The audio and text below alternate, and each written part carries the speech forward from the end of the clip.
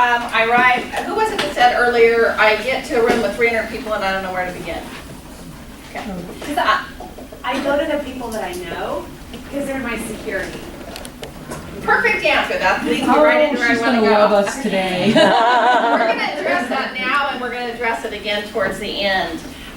Some of the tips that I use for myself when I'm going to a large event, because typically I don't want to try to connect with everybody in the room. I absolutely totally agree with Angela. When you first come to the community, the more your cards are out there, the better it is. There's nothing wrong with that. But I don't have an expectation of making a tight connection with everybody that I hand the card out to.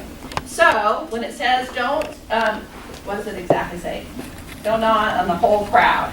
What I like to do before I go to an event, again with planning as Angela was talking about, is I actually take specific weeks typically in my business and say, okay, what's my focus this week? And so depending on, this can apply to anybody's business, there's a demographics that go with that approach that you're going to take that week. Whatever your product is, whatever you're trying to sell, there's a demographics that go with that. So if I'm going to a large event of, 100, I will decide in my mind the age group, the sex, and maybe personality types, maybe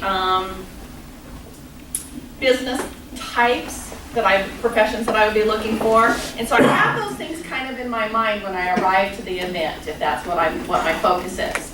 Okay? And so then when I get to the event, the first thing I do is, of course, greet whoever's introduced me. And if there's somebody I know that's going to the event, either I meet them there or I've talked to them before, I tell them what group I'm looking for at this particular event.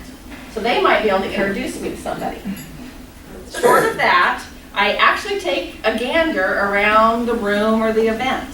And I just kind of walk through the event and just kind of observe who's there.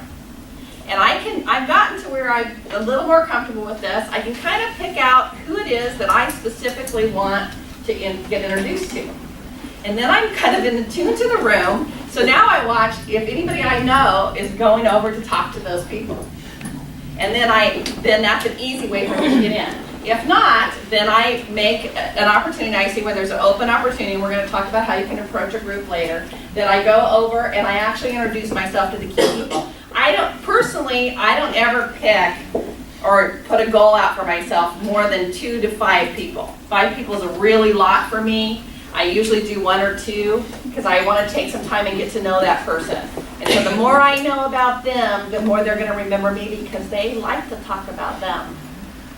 If I come up to you and I'm asking you lots of questions, now when you see me, you'll go, gosh, she's interviewing that person. But what I want to do is I want to know everything about them.